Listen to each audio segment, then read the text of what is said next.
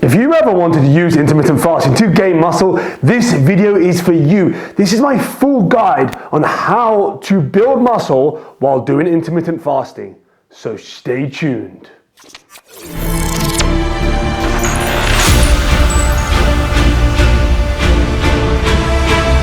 What is going on, guys? Welcome back to yet another video, and yes, again, it's my favorite topic, intermittent fasting. This is intermittent fasting and muscle building. I did recently do a video quite similar to this, but not as comprehensive and condensed as this video. How could I forget? It's all you ever talk about. This video will act as your checklist to build muscle while doing intermittent fasting. I'll do a full summary at the end so it summarizes all the points, but watch the full video so you can understand why I'm making these specific points, and I go into a bit of detail as well. I recently did a full meal plan on intermittent fasting, my full day, what an average day looks like. You can watch that at the end, or you can click above and watch that right now. Completely up to you. But if I was you want to build muscle, doing intermittent fasting, make sure you watch this video until the bitter end.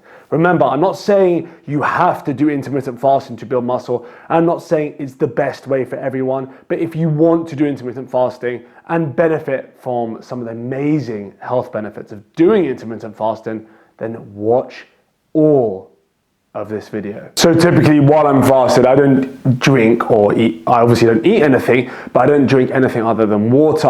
I avoid diet sodas and whatnot, just because I don't want all those sweeteners for various reasons, and also just too much sweeteners. I just don't like the idea of having that in the body when you're trying to do something for health purposes. But if you're gonna add sweeteners to your coffee or your tea, which you're allowed to drink, then make sure it's something like monk fruit or stevia, like a natural sweetener. I've been over this before, but sorry again if I'm repeating myself. But then otherwise you can have herbal tea. Make sure it's not like a fruit-based herbal tea with any carbs. You can have green tea, you can have matcha, you can have jasmine tea, some oolong tea. Those are all options, but make sure you don't add any sugar to them, otherwise you're defeating the whole point of actually fasting itself.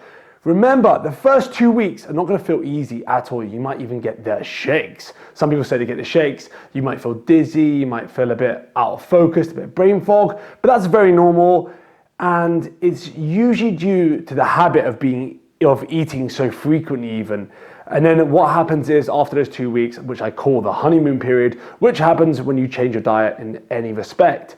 So after those 2 weeks, you feel insanely focused, you will feel insanely energetic. And those of you who do practice intermittent fasting and you're watching this, you probably know exactly what I mean. But make sure you do have a good quality salt. I recommend a Celtic sea salt to hand, add to your water in case you do start to feel dizzy, because fasting does dump minerals. Carbohydrates in the body, they store minerals within them, and when you fast, you deplete carbohydrates and you dump the minerals as well. So make sure you are having some salt water. I start my day with salt water. Should you train fasted or fed? That is a common question I get asked. So you can build adequate. Okay, so there are not many studies on the effects of fasted versus fed training and muscle growth, I'm not going to lie. But this specific study stands out. So this study was taken in the Journal of International Society of Sports Nutrition in 2013, and it looked at the effects of fed versus fasted state resistance training during Ramadan on body composition, selected metabolic parameters in bodybuilders. So let's take the shortfall of the study first. I'm going to admit there's not many studies, and this study was only done on 16 men, so the sample size was pretty darn small, but I will link the full study in the description. Hypertrophic training in a fasted and fed state during Ramadan does not affect body mass and body composition of bodybuilders, basically showing that there's no remarkable difference in training fasted versus training fed. Muscle while training fasted, you just need to make sure, especially if you're doing a heavy lifting session, to make sure you can break that fast following that workout. You're going to be highly insulin sensitive, and your body's going to better utilize that protein and the carbs. I'll get into exactly how you break it very soon, but it will best utilize them for muscle gain and muscle repair. If you're training fed, you don't need to indulge on some carbohydrates right before you train. You you can, if you really want to, and you're seriously finding it hard to get enough calories, and you're like, oh wow, I've only got this 8-hour window, I need to eat something ASAP. But make sure you leave about an hour to an hour and a half before your workout. Make sure they're fast digesting carbs. I suggest like rice cakes or like a piece of fruit with some rice cakes. But remember, the ultimate goal here is to build muscle. It's not to eat everything in sight and eat as much as you can. Let's now talk about how you break the fast. Let's start firstly post-workout. Post-workout, you've crushed those muscles. They need repairing. They need to grow back stronger. This is where you grow. Remember, in the gym, you break down the muscles. In the kitchen, you start growing. As long as you eat properly. Anyway, you need some lean protein. So lean protein in the form of like white fish is good. Some lean beef is good, chicken breast is good. Make sure if there's any excess fat in it, just chop it off. Then you want some carbohydrates. Some carbohydrates in a very fast digestible form. So white rice is good, but I opt for rice cakes. Very good source of carbs, especially post-workout, and very accessible and easy to eat on the go as well. Then you want 30 to 40 grams in the form of rice or rice cakes. Then you want some fructose. Fructose is the sugar in fruit. So you want about 15 grams of fructose.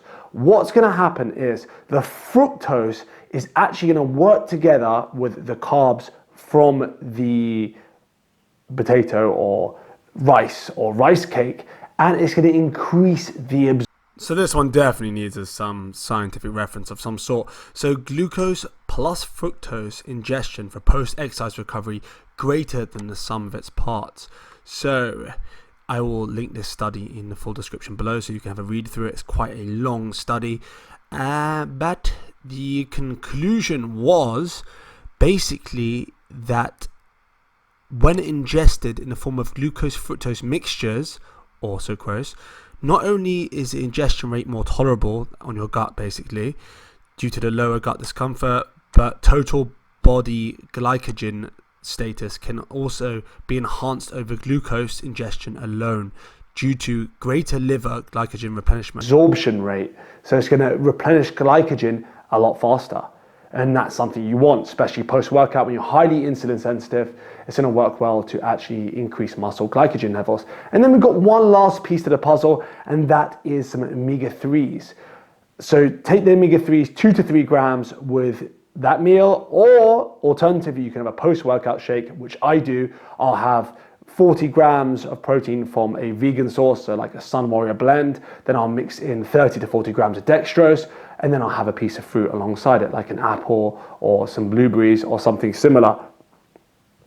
Then I will take my omega-3 with that. The omega-3 has been shown when taken alongside amino acids and carbohydrates to actually increase protein synthesis, especially coupled with an increase in protein synthesis we get post-workout, and also further activate mTOR, which is your body's anabolic switch. I'm gonna have a few of you say, what?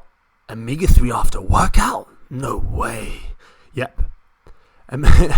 It's not 100%, nothing really is 100%, but it's definitely worth giving a shot. It's worth consideration. So omega-3 polyunsaturated fatty acids augment the muscle protein anabolic response to hyperaminoacidemia and hypoinsulinemia in healthy young and middle-aged men and women.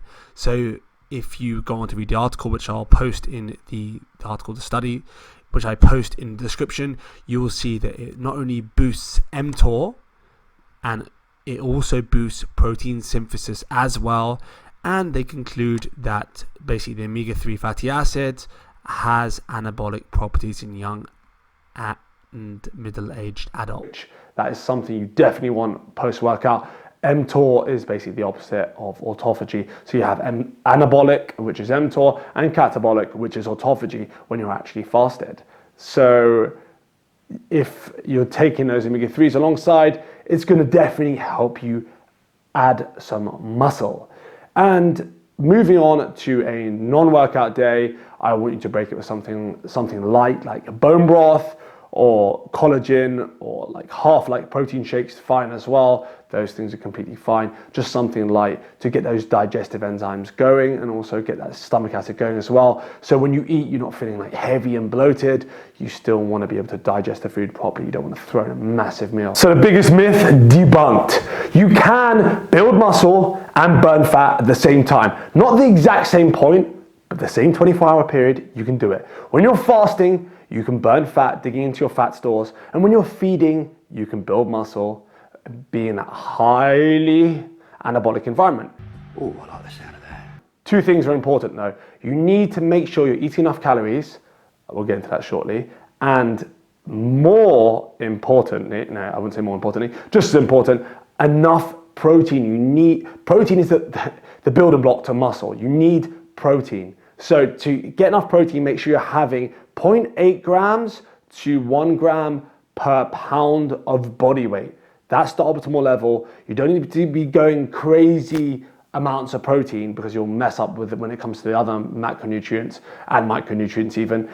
But that is the goal, the ultimate goal. If you're vegan, you can go more than that because vegan protein, sorry to tell you guys, has a lower level of amino acid utilization, which means your body's basically using less of the protein to build muscle, to make bodily muscle. So you actually can get away with eating more. But anyway, calorie-wise, you don't necessarily want to be in a huge surplus. I am specifically not in a surplus. I've been building muscle and gaining weight while not being in a surplus. I've been doing it at maintenance level. I suggest starting at maintenance, and if that's not going too well for you, then you can increase it slightly by about 50 to 100 calories a week until you find your sweet spot where you're not gaining excess fat. Remember, the whole point of this is to be able to see the muscle. You don't want to gain excess fat. You want to build muscle. So make sure you work out your maintenance. You either use MyFitnessPal or times your body weight in pounds by 13, I meant 15. Anywhere from 13 to 16 actually, and then you can just play around with those levels. But if you want a good ballpark, which is gonna work for most people and give you a good estimation, times it by 15. To be honest, I don't ever actually do a crazy bulk, like a proper massive bulk. At the moment, I'm lean bulking, which means I'm not going crazy with the calories. The max I'll ever go to is probably 400 calories in my surplus, but I'm not doing that right now. I'm in maintenance. I just think I'm getting some seriously good results this way, so why change it? You got a point, okay? Anyway, I don't suggest going above 400. People say, oh, you need to be in 500 above maintenance, a 500 surplus. No, you don't. Just slowly increase it. Play with it. Everyone's different, so find your sweet spot. Remember, if you're eating everything in sight, like some coaches recommend, or some YouTubers, some Instagram, you're just gonna get fat. What's the point? You want to gain muscle. You're watching this video because you want to gain muscle, not gain fat. Anyone can gain fat. Just go to Burger King, spend 10 or 20 pounds. Promise you. Do that daily and you'll get fat.